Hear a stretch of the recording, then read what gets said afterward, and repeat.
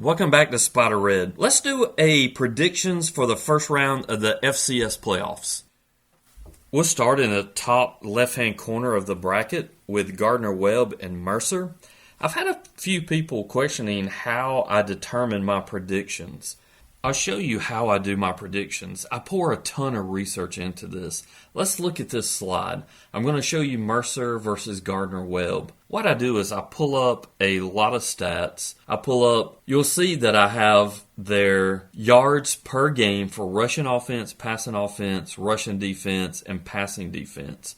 So I look at both teams. I pull out all their averages. I'll take a look at that. If you look on down, I also look at points scored, which is PF, points for, and then PA, points against, how many points they've given up. Now, there's a red flag that I see on Gardner-Webb. If I see that they've only scored 315, but they gave up 320, that's a red flag for me. Now, with FCS, you have to take into account that they play some larger Division I teams, and they gave up 45 and 44 points to two separate teams. So I kind of take an average of that. Mercer gave up 73 to Ole Miss. So they get a little bigger of adjustment because of the team that they had to play.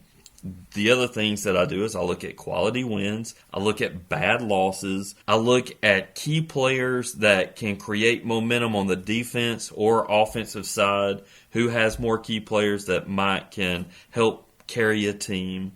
And then I look how they're doing at the tail end of their schedule. Are they losing games? Are they just limping to the playoffs? Or are they getting hot?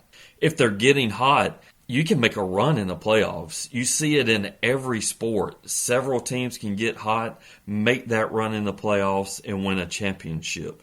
Now, it does depend on how much talent you have sometimes, but you can still ride a hot streak going into the playoffs. So that's kind of how I look at it. I pour a lot of research, even though sometimes I skip the detail because I could bore people to death, and I don't want 45-minute to an hour-long videos. So let's go ahead and go back to the top of the bracket, and I'm going to start giving my predictions.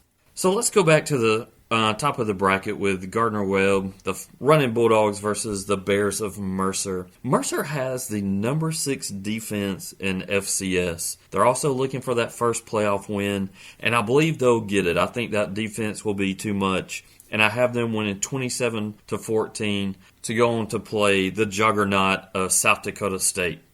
Moving down the bracket, we have the Duquesne Dukes versus the Youngstown State Penguins. With Tyshawn King in that defense, I think the Penguins are just going to be too much for Duquesne. And I actually have a big win here.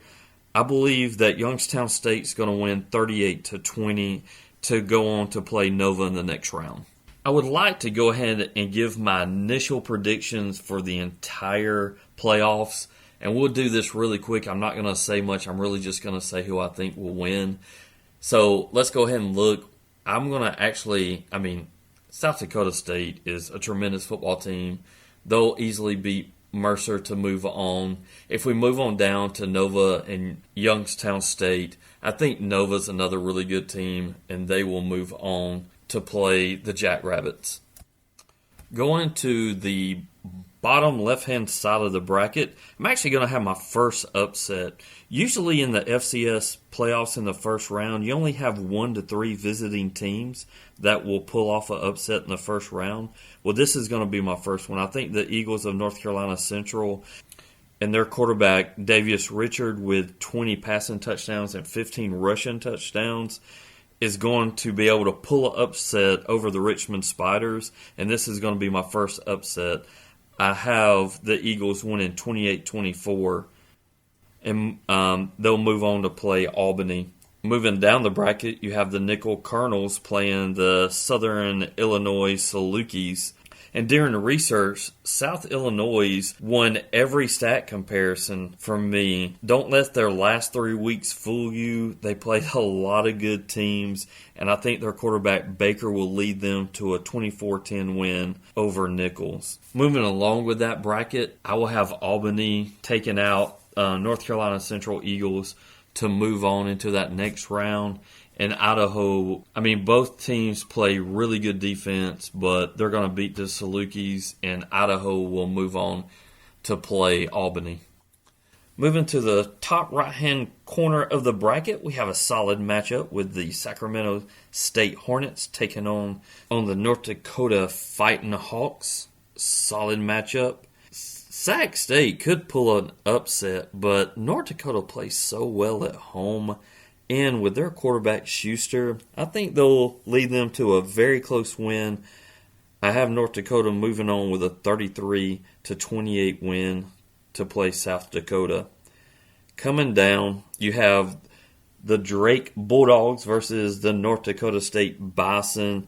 Poor Drake. Bring on the sacrificial lamb because they lost to the Jackrabbits 70-7 and to North Dakota 55-7. I think the line on this game is plus 34 points or something like that. With that big of a line, I'll have the Bison easily moving on with a 41-6 win.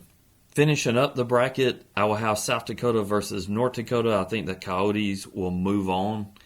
And then down, we will have the Bobcats of Montana State taking North Dakota State. Actually going to have Montana State moving on there as well. So Montana State and South Dakota will finish up that bracket.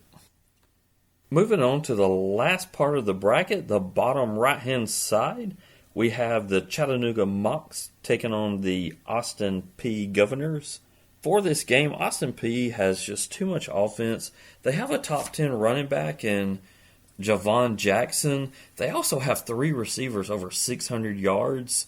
I just don't think the Mocs will be able to slow them down. So I have Austin Peay winning that game 31-21, and they'll move on to play Furman. The next game, this game is actually kind of tricky. I only have one upset so far. The Leopards of Lafayette could pull an upset simply because Delaware is in a dire situation with their quarterbacks. Their first and second string quarterbacks have been hurt. They're actually going to start a freshman, and maybe Lafayette can lean on Jamar Curtis. They have a really good running back. Maybe slow down the game, give Delaware less opportunities to get the ball. Even with all that being said, I still think Delaware's going to find a way to win this game. So I have the Blue Hens winning 23-17 to go on to play the Montana Grizzlies. Moving on with the rest of this bracket, I actually have Austin Peay upsetting Furman in this game, and they're going to move on to the quarterfinals. And then I have the very hot Montana Grizzlies team playing Delaware Blue Hens. With that quarterback situation, I think Montana will take care of business and move on to play Austin Peay. Okay, let's quickly go over the quarterfinals. I have South Dakota State playing Villanova. I'm going to have South Dakota State moving on there. Man, the next pick with Albany and Idaho, that's a coin toss. That's a very tough pick. I'm actually going to go with Albany. I want to have Albany upsetting Idaho in that game. Moving down to the next quarterfinal game, I have South Dakota versus Montana State. I'm going to have another upset. I'm going to have Montana State beating South Dakota. And then on down, I have Austin Peay versus Montana. And I'm going to have the Grizzlies moving on to the semifinals. Now moving on to the semifinals, you have South Dakota State taking on the Great Danes of Albany. This is going to be another win for South Dakota State. I will have them beating Albany. And then if we go down, this should be a fun matchup with Montana and Montana State. I'm actually going to stay with a hot hand of the Grizzlies, and I'm going to have them moving on into the championship game to play South Dakota State. Lastly, we have the championship game. And I'm going to have my final upset. I really think Montana can ride that hot streak, and they can beat South Dakota State Jackrabbits. Plus, everybody's picking South Dakota State because they are a very good football team. I'm going to ride the Cinderella, and I'm going to have Montana winning the FCS National Championship. As always, thank you for listening to Spider Red. Tell somebody you love them today. Later.